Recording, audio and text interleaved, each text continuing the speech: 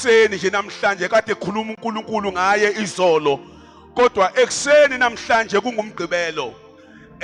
uNkulunkulu uzawukhuluma ngoBishop SB Zikhali. uNkulunkulu amthembile endaweni yase Richards Bay, alibonge igama lenkosi. Wamthemba nasebandleni aliphethe, alibonge igama lenkosi. And uNkulunkulu ke umthumbele kule ndawo phansi kwesihloko esithwelwe ngabantwana bakaNkulunkulu, i-next chapter, alibonge igama lenkosi. Ngiyafisa ukuthi uBishop simshayile izandla kakhulu bazalwane eseza ngaphambili ubaba uZikhali. Praise the Lord, hallelujah.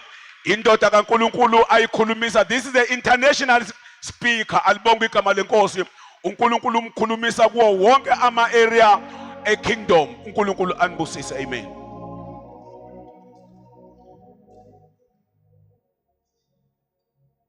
Singahlala phansi, angithathe leli thuba ngamukele izandla zombili encekweni kaNkulunkulu ebengithula. Ngihloniphe kakhulu abagcotshiweyo, baba nomama uMashaba, nabathwele lo mbono. Ngaphezu kwalokho sihloniphe izinceko zikaNkulunkulu zonke, Fivefold Ministry, ngenxa yalesi sikhathi. Nami angiseze ukuba mde, sibingelele abasibusisayo, ama-psalmists wethu, abahlabelelayo. Sibingelele kakhulu abazalwane bonke abafikile ukuzokhonza kulesi sihloko esithi in-next chapter. Ngicela sivule incwadi kaMark chapter number 4. Hallelujah. I came all the way with my son Obulela Zikhali, and then one of my spiritual son, Emmanuel Zungu. Sifunda kusukela verse number 35.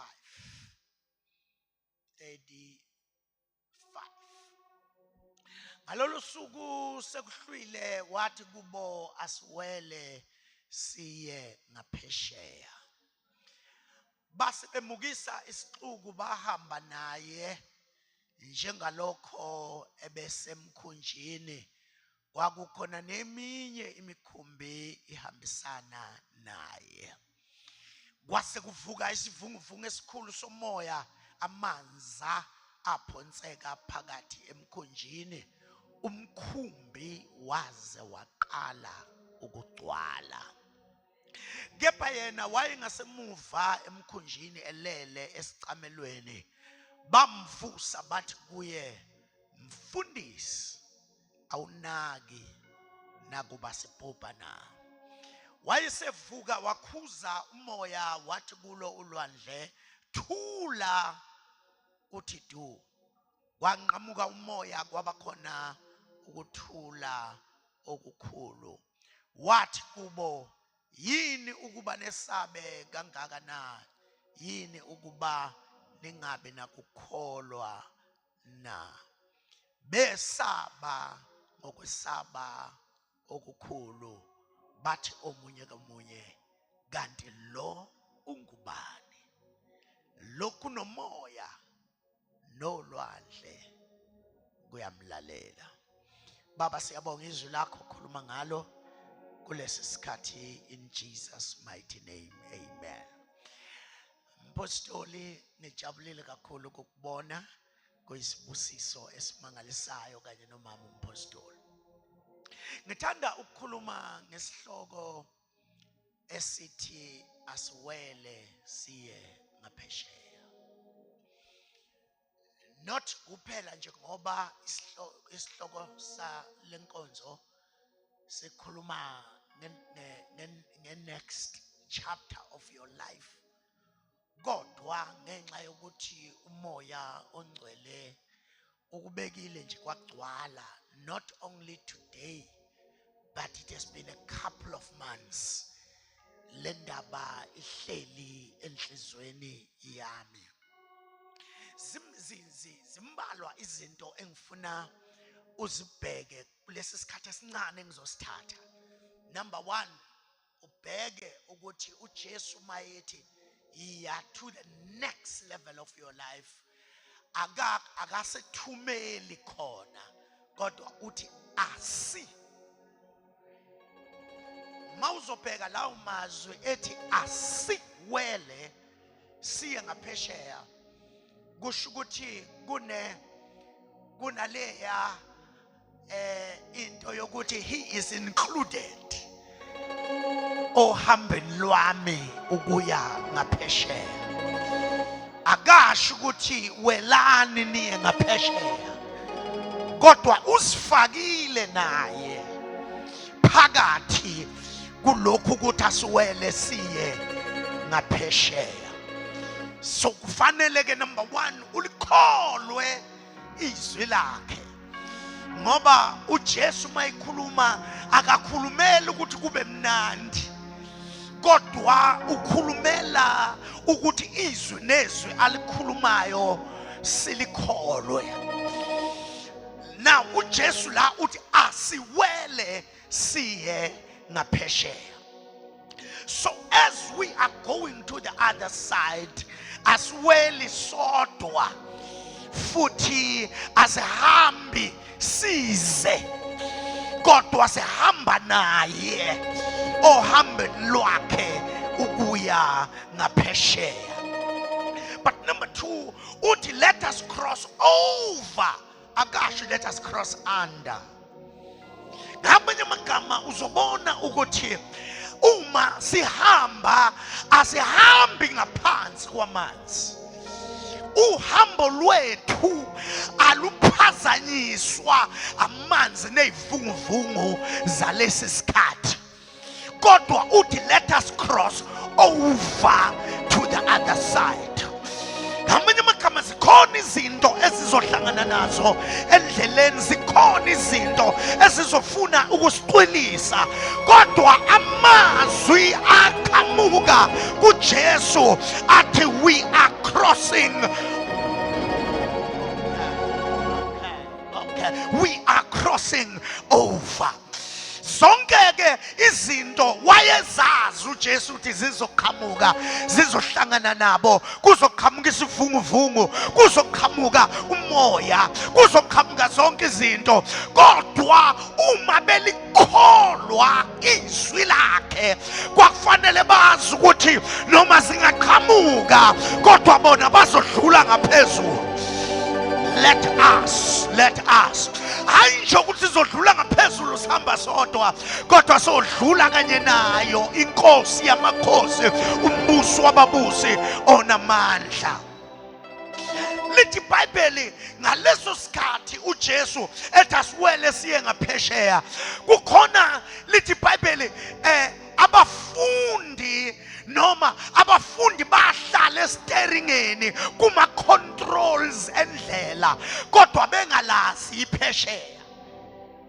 Ngoba umuntu uyathanda ukuhlala esiteringeni kodwa engazi the exact place la kuyiwa khona. uJesu uthi asiwele siye ngaphesheya, akabatsheli the exact place, akabatsheli indawo ukuthi nofika endaweni ethile nifike nipake khona bese niyaphuma nenza ukuthi, kodwa ukhuluma nje ngephesheya ukuthi thina siya kuphi bazalwane, siya phesheya. Kodwa sibabona ngesikhathi kuyiwa phesheya sekuyibo abahlele steeringeni abacontroller umkhumbi besaya ngaphesheya. uJesu ke bazalwane always uma uke wahlala kuma controls wa controller ubuyela ngemuva. Umeke wabuyela ngemuva uyalala. Ayekho into ebuhlungu ukuthi bahlushwa yisivunguvungu uJesu ekhona. Ngoba kulesi sikhathi abantu abaningi bahlushwa yisivunguvungu uJesu ekhona. Abantu abaningi ngibonile ukuthi abasahlushwa yisivunguvungu nezinhlupheko ngoba uJesu engekho. kodwa uJesu ukhona emkhunjini wabo kodwa ulele. Ayikho into ebuhlungu njengokulalelwa uJesu emkhunjini wakho ekhona, uhlupheke ekhona, unyakaziswe ekhona, kube khona izinto ezikuhluphayo ekhona. Lithi iBhayibheli wabuya ngemuva walala. Jesu ulalelani singakafiki phesheya? Yikuthi ngisusiwe endaweni yami ngase ngisobekwa ngemuva. Uma esuswa endaweni yakhe akaphume emkhunjini, uba khona emkhunjini kodwa alale. Walala khona, yalala inkosi bekhala, yalala inkosi ngenxa yokuthi yibona abafuna ukucontrola. They want to control. Lento isemzweni yemuntu ukuthi noma ikuphi la afika khona, noma ngaba kusiyona indawo kanye nemandate yakhe, kodwa umuntu maye kwafika nje endaweni ufuna ukucontrola. Sigcwalelwa abantu abafuna ukucontrol. Kusemabhizinisini uyacontrola, kusekhaya uyacontrola, noma ngabe sekusesontweni. Abantu bafuna ukucontrola ngaphakathi esontweni, bengawazi umbono, bengazi ukuthi sikuphi nombono, but they want to control in the inside. uJesu ke uma kuke kwacontrol abantu, yena ubuya ngemuva alale. Lithi iBhayibheli ngesikhathi uJesu elala, isivunguvungu savuka. And uma ubheka la mazwi athi isivunguvungu savuka, ngamanye amagama sonke isikhathi uJesu esavukile, isivunguvungu sasilele. Ngoba kwenzeki uJesu nesivunguvungu bavuka emkhunjini owodwa. Kukhona okufanele alale ukuze omunye avuke. Lithi iBhayibheli ngenxa ukuthi uJesu izimo zasingavumi ukuthi ahole, acontrole, wabuyela ngemuva, wayesiyalala. Isivunguvungu sathi, hey, walala uJesu, sekuyithuba lethu ukuthi thina senze njani bazalwane, sivuke. iBhayibheli alisho ukuthi isivunguvungu seza, noma isivunguvungu sagijima sawubafika sabahlasela, lithi savuka. Kusho sonke isikhathi behamba isivunguvungu was already there. Isivunguvungu uyabona, ungazi ucabanga ngoba uJesu esavukile ucabanga ukuthi zonke izinto zihamba kahle ngenxa ukuthi uhlakaniphile, kanti ukuthi uJesu nje usavukile. Awumdedela lale, uzobona kuvuka izinto okudala silele ngoba asivuki uJesu esavukile. Kufanele alale ukuze kuvuke isivunguvungu. Lithi iBhayibheli sathi masifika, uyabona ke isivunguvungu masesivukile kuba ukuthi sisiziwe, amanzi ashaya umkhumbi ushona le nale, amanzi azagcwala phakathi. Kodwa ngimangaliswa uJesu bafowethu, noma umkhumbi ugcwala amanzi kodwa uJesu uyaqhubeka ulele. Enye inkosi ke le ilala amanzi egcwele. Unalento okuthiwa peace in the midst of the storm. Uyabona ke uma unaleyo faith yokuthi noma izinto zingavuka kodwa ngeke nyakazise yami impilo, uJesu wayelele, umkhumbi ugcwala amanzi. Glory to Jesus. Abafundi bakhala. Ngifuna ukusuka la bazalwane, yabona ukuthi ngiyaqeda manje. Bakhala uJesu elele. Ngamanye amagama okubasabisayo yena akakuboni. Lokho kubukeka kunamandla kunabo yena unamandla kunakho. Kukhona enye into that I've studied ngayithola ukuthi wayelele bathi abomlando ayefika lamanzi agcwale akhuphuke emaqakaleni kulaba abanye ethi mayisondela la elele khona angasondeli elele kodwa amanzi edlula ngapha nangapha ngenxa yokuthi engasathi amanzi athathe ayavela athi kukhona owayekhona nokhona nosazoba khona phakade. Abanye singabahlupha kodwa hayi lona ngoba yena umphethe amandla, unegunya phezu kwamanzi, unegunya phezu kwestorm, unegunya phezu kwestorm. So lithi iBhayibheli storm amanzi ayigcwele kodwa ujeselele. Lithi iBhayibheli bakhala bathi Nkosi awunaki nakuba sibhubha na. You know, ngofunda la amazwi bathi awunaki noma sibhubha. Bazibona sebedlulile kufeni ngoba ukubhubha ukufa emva kokufa. Uma bethu walala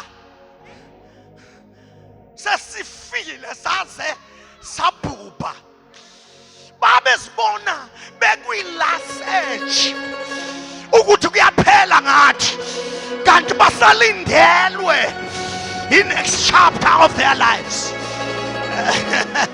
Ngoba uma usuzofika la uya khona kuba sengathi kuyaphela ngawe, kuba sengazathi ayikho into esebenzayo, kuba sengazathi uyanuka nakubantu, kuba sengazathi ayikho into enhle oyenzayo, kanti i-next chapter is right ahead of you. Kuthi ngikhulume kumuntu okhala inyembezi ongalali ukuthi lalela lezo zinto zikuhlupha nje ngenxa yokuthi your next chapter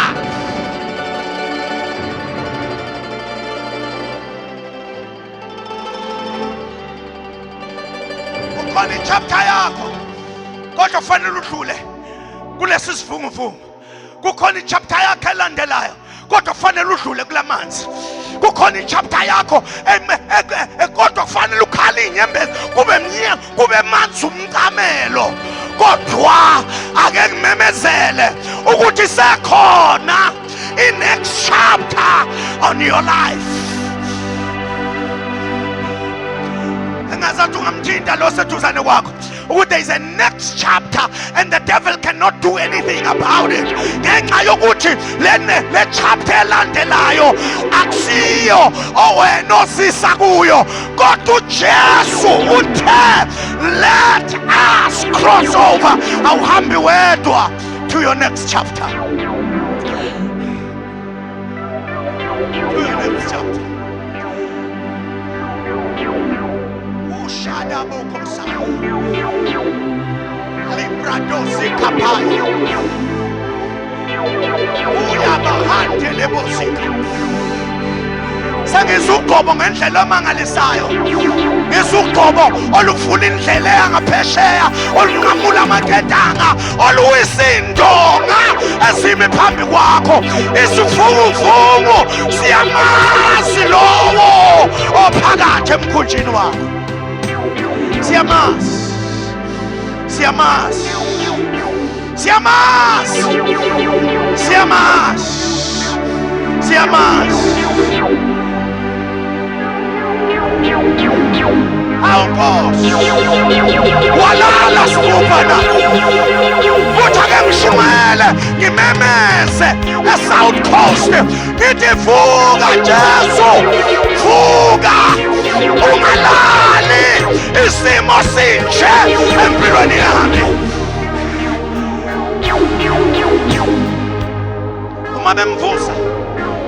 Uma bemvusa bathi Nkosi walala sibhubha na, Nkosi walala sibhubha na. Lithi iBhayibheli uma uJesu evuka, wavuka wacinga into eyodwa kubo, wathi where is your faith? Where is your faith?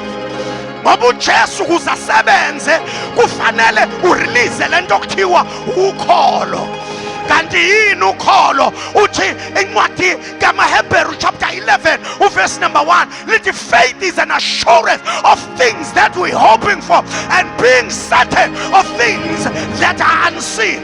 Amanye amagama ngokholo sihamba ezintweni ezingabonwayo. Ngokukholwa we are able to download izinto ezisezweni elingabonwa siziwehlisele ezweni elibonwayo. Where is your faith? Where is your faith? You see, there are three dimensions. Kukhona ama dimensions awu 3 of faith noma 4 engiwabone la eBhayibhelini. Kukhona lokho okuthiwa no faith. Lento okuthiwa no faith. Ake nisho nonke abazalwane nithi no faith. Lithi iBhayibheli wathi kuphi ukukholwa kwenu? Kusho ukuthi wayehamba nabantu bengalikholwa izwi lakhe. Nisekhona bazalwane ukuthi uthe asiye ngaphesheya akashonga ukuthi sizocwila. Abalikholwa izwi elithi siya kuphi bazalwane? Ngaphesheya.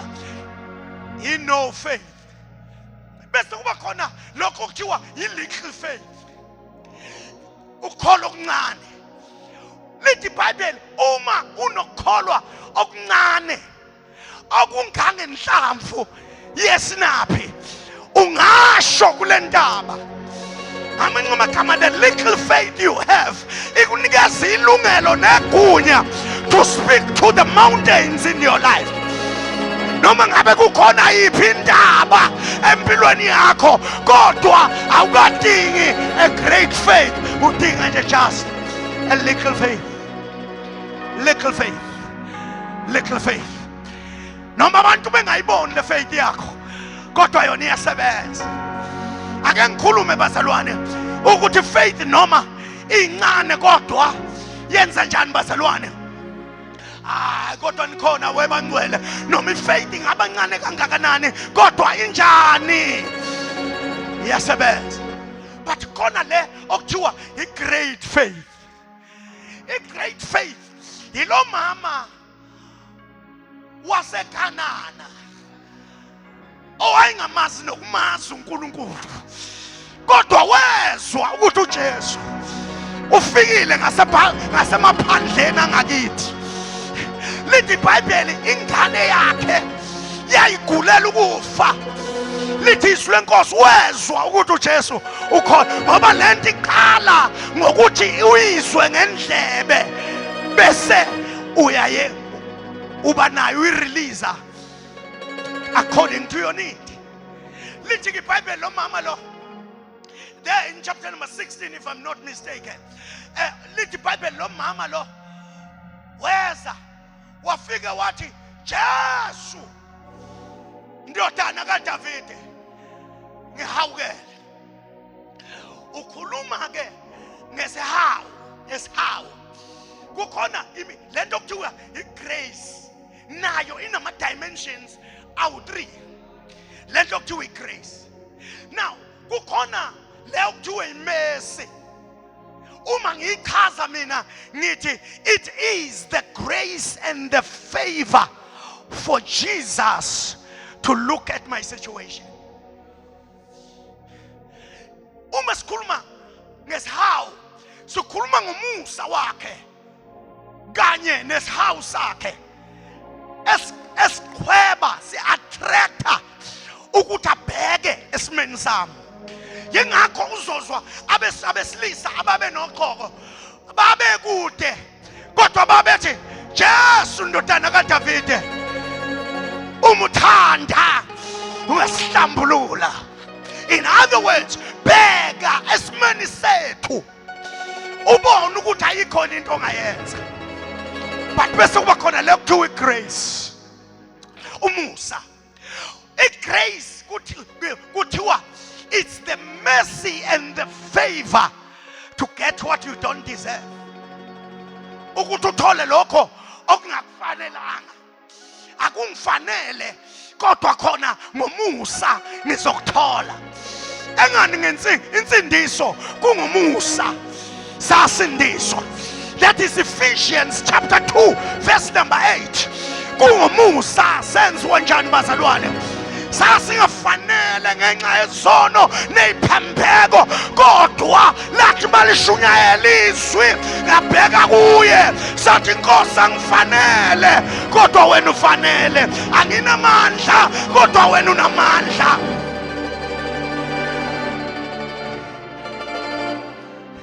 Lo mama lo uma ethi have mercy, uthi angisindiswanga kodwa bheka isimo sami. Angimazi uNkulunkulu kodwa bheka isimo sami. Noma isimo sami kufanele nisize siyibulala ingane yami. Lithi iBhayibheli uJesu wathula. uJesu wenza njani? Ngiyazi ukuthi abaningi bethu kumanje vele bathandazile, bafastile, banikela, bathayida, baze bapledge, kodwa kuba sengazathi uJesu uthule ezimeni zabo. Kodwa kufanele wazi ukuthi noma angathula, kodwa amandla okushintsha isimo sakho unawo. Lithi iBhayibheli wamemeza wathula uJesu. Kuthe mayithula uJesu, this woman started to worship.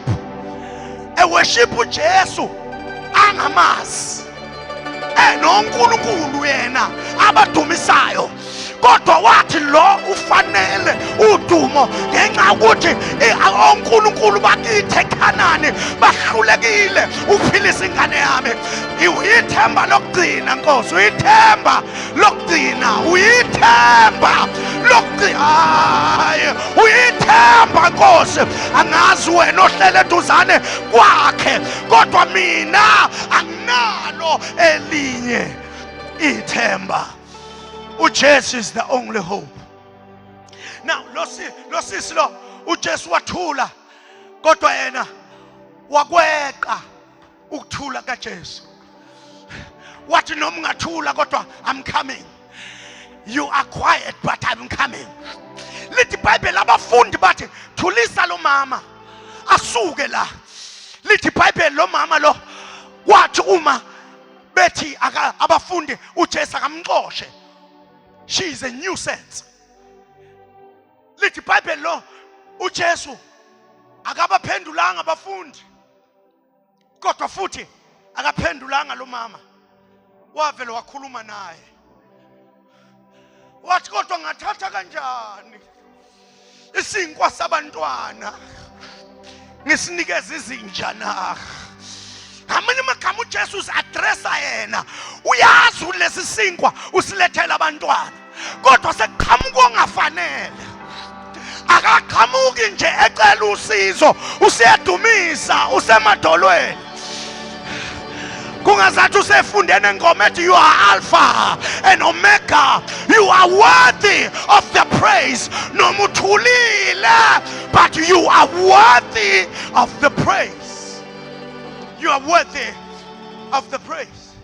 Lithi iBhayibheli wathi noma uJesu embiza ngenja, wavele waguqa wabheka kuye, wathi Nkosi, umntwana wami uyafa, umntwana wami uyafa.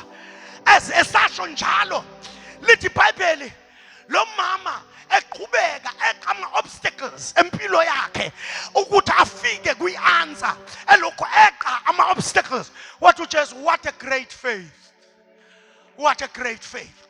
Ukukholwa okukhulu according to the Bible, ukukholwa ukuthi unawo ama obstacles kodwa ungavinjwa yiwo. Oh yeah, ungavinjwa yiwo.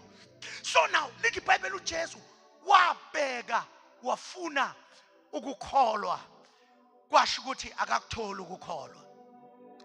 Now uma engakutholi ukukholwa kulabo abafundi, lithi iBhayibheli wayesekhuza Nkosi uJesu, wakhuza isivunguvungu. Wayesethi kulolwandle thula uthi tu. Wakhuza isivunguvungu, wakhuluma nolwandle. Ngoba ulwandle uyalidinga ukuze afike ngaphesheya. Lona luyi ngaphesheya, kodwa lwenza itransport yakhe ahamba ngayo.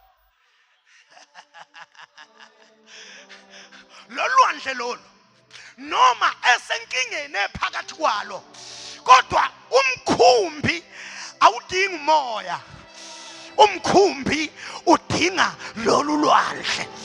Kukhona izinto ezikunikeza inkinga kodwa uyazidinga empilweni yakho.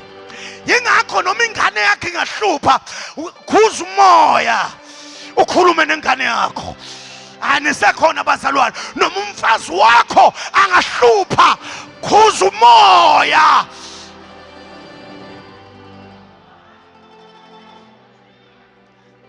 iBhayibheli lithi kwathi uma ekhuzula umoya wathula, kwaba khona ukuthula okumangalisayo. Kwase kuthi abafundi bebekhala, base bethi kanti lo ubani? Lokhu nomoya nolwandle kuyamlalela. Ulalelwa izinto ezingenamadlebe. Ake ngikhulume lento bazalwane. Kukhona lento le yesimangaliso, ukwenza imangaliso. Kulula kabi ukwenza isimangaliso kumuntu ngoba unomoya kaNkulunkulu. Asikho isifo esingeke selashwa kumuntu ngenxa yokuthi uma kushunyayelwa umoya kaNkulunkulu awuthulwe, uyakwazi ukuconnecta nezwi. Kodwa ulwandle bafowethu alunawo umoya kaNkulunkulu, aluzwa.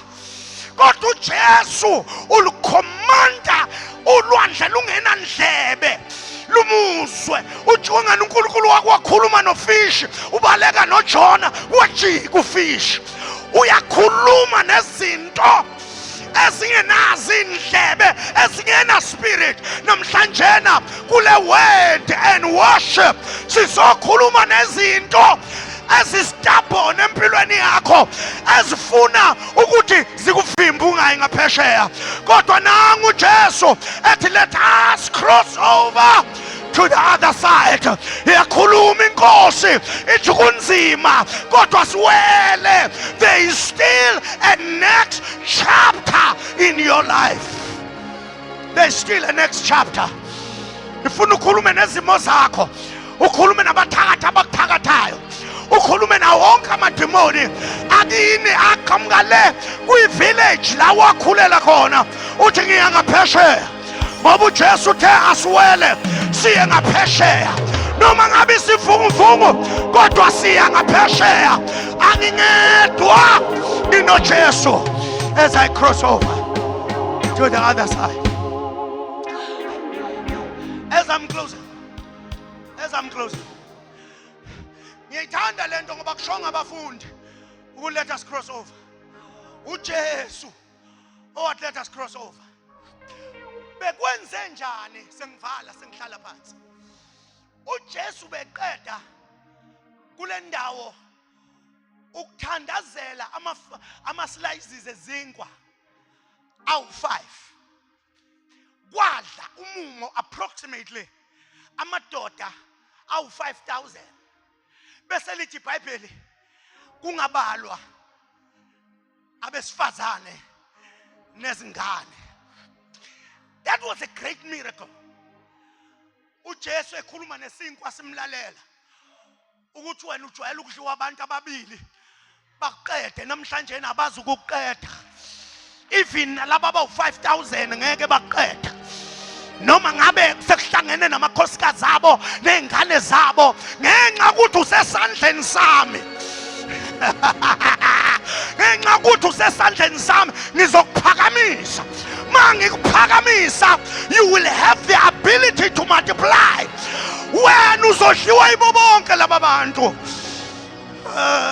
Kodwa ngikhulume nesalary yakho ebuka ebonakala incane ukuthi wena salary awuzuphela. Nangu uJesu.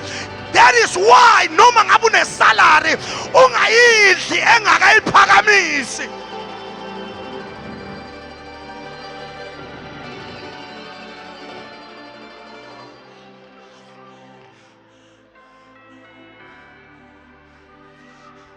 kukhona izinto ezingadliwa ungakayibeki esandleni sika Jesu. Kodwa nisekhona abazalwane. Yingakho noma uzoshada ungaqali uthinte ungakamlethi kuye aphakamise, ngoba mayikuwaphakamisa lo muntu wakho anini ukuvinjwa imuntu emhlabeni. Awuphakanyiswa uNkulunkulu. Nobody can stop it. iBhayibheli ke lithi, as I finally close, lithi iBhayibheli babe kulesi simo sokudla izinkwa, bedla nemvuthuluka ama-crumbs, badla kwangaphela, kwathi okuseleyo kwagcwala iqabetho noma amaqoma awu-12. Ake ngikutshele wena ozoqoqa umnikelo kule Sunday, ngikunikeza ivesi. Uma ekhuluma, uma sekugcwele lezi qabetho, kusho ukuthi umfana waphuma ekhaya nesikhaftini, kodwa wabuyela ekhaya esethwalelwe ngabafundi ama-container awu-12. So now babe kade bekulesi simo sebe celebrate ukumultiply kwezinkwa, be celebrate ukuthi kwazi kwamnandi la saze sadla sasutha. Wathi uJesu, hayi sinidlile sisuthi la, kodwa kusekhona next chapter. Let us cross over to the other side. Ngoba enye izinto ayenza abantu isitha sabantu impumelelwana encane. Uma kuwabona impumelelwana wakhe monument. Uthi kuJesu asingakha ama monument ezinkweni. Kusekhona into enkulu ngaphesheya. Kodwa lento enkulu engaphesheya inesitha esiyisivunguvungu. Kuthi ngithi besadla izinkwa, isivunguvungu sasibalindele ukuthi abadle mabe ngena la singiyabashwabadela. Kanti bazongena bengena noJesu. Sathi sifuna ukubashwabadela, sathi kanti khona lo, salala phansi. Kwathi uma bemsusa uJesu ngaphambili bemletha ngemuva, uJesu walala. Sathi isivunguvungu alithole ithuba. Isivunguvungu sisebenza kahle uma uJesu wakhe lele. One of the great mistake ukuyeka uJesu wakho abe khona emkhunjini wakho kodwa lale. Ngoba ukulala kaJesu ukuvuka kwevunguvungu. Kodwa ukhumbula izwi lakhe elithe noma singaba khona kodwa thina siya. There is the next chapter. Awuzukufika kuyo kalulu, uzofika ujulukile. Abanye bofika bejuluka igazi, abanye bofika begaqa ngamadolo. Kodwa lo othe asiwele kholwa izwi lakhe as you are crossing over to the other side. Asivala amehlo sime ngeenyawo. Hosanna to the high, yes. Hosanna adabakasayabo. Sing Hosanna, Hosanna to the high, yes. Hosanna to the, for the last time. Hosanna, Hosanna. Thank you, Jesus. To the highest. Hosanna to the. I'm going to stop it in a song. Hosanna, Hosanna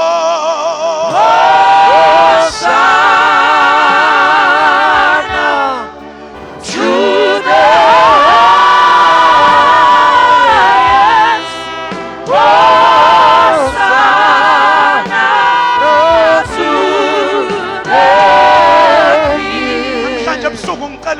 ngiyathandaza nalabo bathi anginayo uJesu emkhunjini wami. Liyakuba yini ithemba lakho uma lo mphefumulo unqunywa na? Uma ukhona phakathi kwethu ngicela uphakamise isandla sakho. Wena uthi Nkosi ngena emkhunjini wami. Usiphakamise kakhulu sithandaze kanye nawe. Ngoba khona besibili sizothandaza nabo. Cela wena uthi Nkosi ngena ekuphileni kwami. Ngiyasibona isandla. God bless you. Phakamisa futhi nawe. Siphakamise kakhulu. God bless you. God bless you my brother. God bless you my sister. God bless you. Ngiyazibona izandla ziyaphakama. Nkosi ngena emkhunjini wami. Kukhona into engiyisabayo.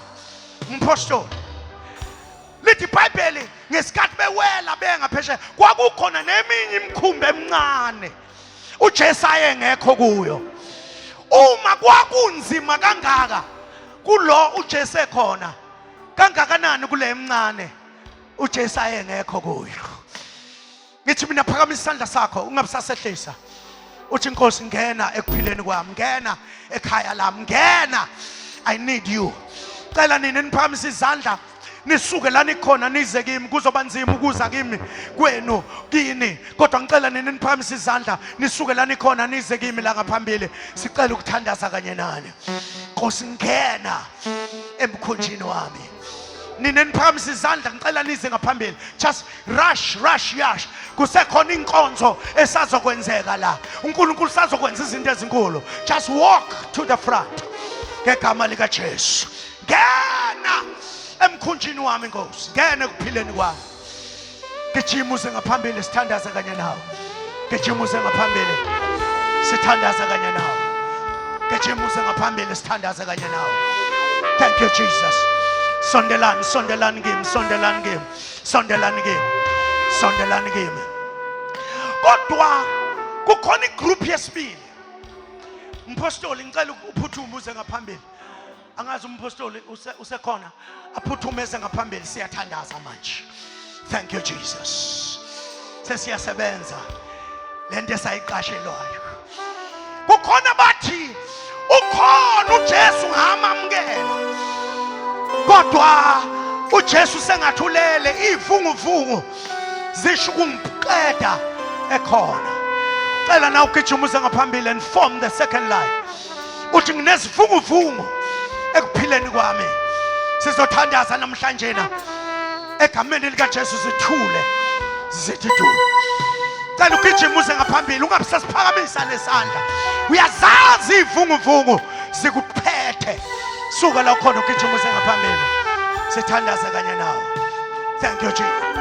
Ungafi uJesu ekhona emkhunjini wakho. Phuthuma uze ngaphambili. In the mighty name of Jesus.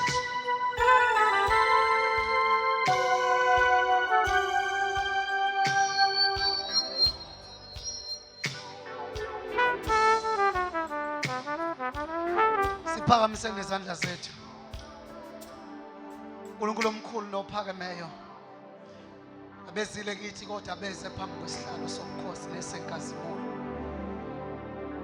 Nanoma yini beyivimba ukuthi bawelele kuyikusasa labo lempilo. Kuyipage elisha lempilo. Kwichapter entsha yempilo. Namhlanje asikho isivunguvungu esizovimba ukuba bawelele ngaphesheya. Ziningi izinto ezivuka endleleni yokuphila kwabo. Kungaba izifo, kungaba ukushoda kwemali, kungaba ukushoda kwempilo. uNkulunkulu wethu omangalisayo. Ziningi izinto eziphazamisa indlela yabo yaphambili. Kodwa namhlanje they have come before the throne of grace to access mercy in this time of need. We are praying that you open up a new chapter in their lives. Abantwana bakho uNkulunkulu wethu ukuthi every storm that rises babe namandla to override the storm, to rise up and walk on the storm by the power and authority of the word.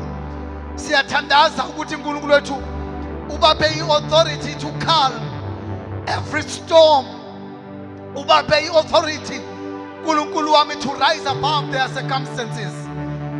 ukuze bafinyelele uNkulunkulu wangaphesheya la khona nanoma yiphi imimoya egqilaze ukuphila kwabo nabantwana babo bona nezihlobo zabo kuzoshabalala ngenxa kamandla kaNkulunkulu. Amandla avela enkosini nangummangaliso awabonakaliswe kubo kuze kuthi uNkulunkulu wami ama-storms of life babe resolute kuwona. Every conflict ababhekene nayo babe resolute kuyona.